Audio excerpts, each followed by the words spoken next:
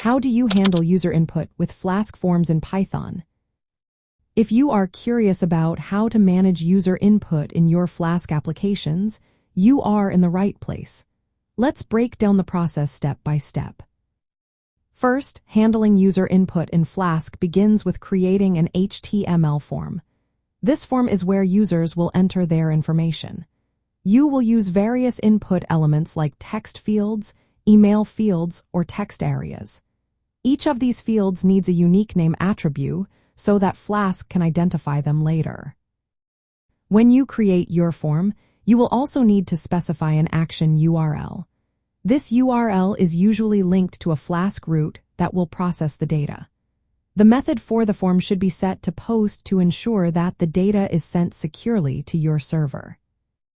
Once a user submits the form, Flask helps you handle the data in a view function associated with the action URL. The request object in Flask contains all the information from the incoming request.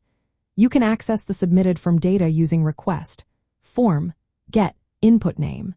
Here, input name is the name attribute of the form field you want to retrieve. This will give you the user input as a string for further processing.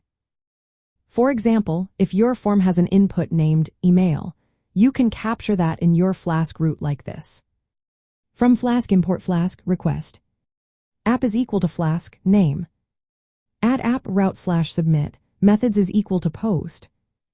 Def submit. Email is equal to request form get email. Return f received email. To make form handling even better, many developers use the Flask-WTF extension. This tool integrates WT forms with Flask and allows you to create structured form classes in Python. These classes define fields and validators, which are rules that check user input. For instance, you can ensure that a field is not empty or that an email is formatted correctly. This helps prevent invalid data from being processed. A simple Flask-WTF form class might look like this. From Flask-WTF import Flask form. From WT forms import string field. From WT forms, validators import data required email. Class contact form Flask form. Name is equal to string field.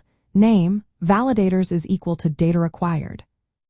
Email is equal to string field email. Validators is equal to data required. Email. Message is equal to text area field. Message. Validators is equal to data required. In your Flask route, you can create an instance of this form and check if it was submitted and validated. From Flask import render template request. Add app route /contact. Methods is equal to get post.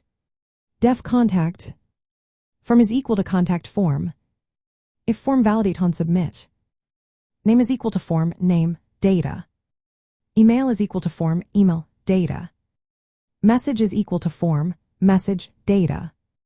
Return form submitted successfully. Return render template contact HTML form is equal to form. This method makes it easy to render the form, validate input, and process data efficiently. Key points to remember when handling user input with Flask forms include using HTML forms with appropriate input fields, setting the method to post, and accessing submitted data with request form get. Additionally, using Flask-WTF and WT forms allows for structured form classes and built-in validation. Always validate user input to prevent errors and protect against cross-site request forgery attacks.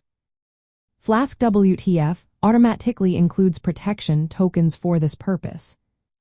Providing feedback to users about validation errors or successful submissions is also important.